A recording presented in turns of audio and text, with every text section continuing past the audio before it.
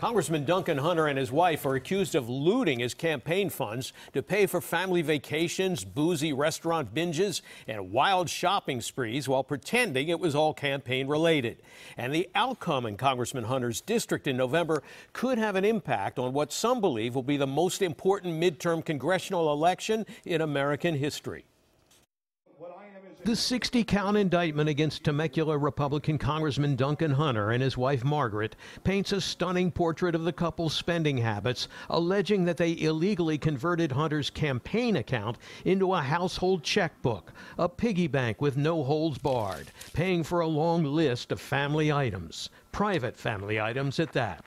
They allegedly used campaign cash, which is supposed to be used on campaign-related expenses, for a family trip to SeaWorld, 30 shots of tequila and steak at a bachelor party, Hawaiian shorts bought at a golf pro shop so they could falsely report the purchase later as some golf balls for the wounded warriors, and roughly $300 worth of goods from Target, including a white duck, 2 Punky Brewster items, and a ring pop, all disguised as being used for teacher, parent, and supporter events. And then there were family dental bills allegedly paid for with campaign funds that were written off as donations to a children's charity called Smiles for Life, and private Christian school tuition for their kids, also explained as a charitable contribution, and a 2015 family vacation to Italy, which was written off as military and defense related, according to the indictment. Hunter allegedly tried to arrange a tour of a U.S. naval base in Italy to cover up the vacation trip, but when that fell through,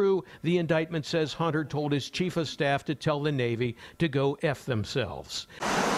And they allegedly paid for international travel for nearly a dozen relatives as well, all coming out of campaign funds. Why did the Hunters allegedly pull off this spending spree scam? Well, the indictment claims the family overdrew their own checking accounts 1,100 times over a 7-year period. We promised you we'd give you some good publicity. Excitement. Returning from an afternoon of fishing off the San Diego County coast on Wednesday, Congressman Hunter told reporters on the dock that he's being victimized by Justice Department investigators who are politically motivated Democrats. Completely false. This has been 2 years. You have the most political, you have the most political folks in the U.S. Attorney's Office here that attended a Hillary Clinton fundraiser before they dropped the charges on me two years ago.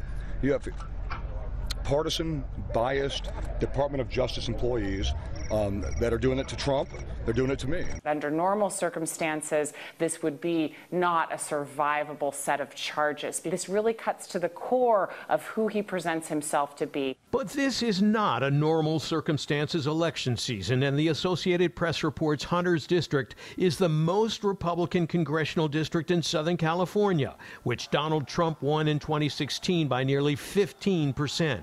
Nonetheless, Claremont McKenna College political science professor Jack Pitney says the vote could be very close. This is a Republican district. Hunter is still the favorite, but the Democrat is a contender. And because this race is now getting national publicity, the Democrat is going to be able to raise a lot more money. Hunter is going to have to work very hard to hold on to this seat. I thought this was a long time coming. Hunter's Democratic opponent, Amar Campa-Najjar, says Hunter is unfit for public office. I think that nobody's above the law, not even a sitting congressman, and justice was dealt today. And the voters seem to be evenly divided on Hunter.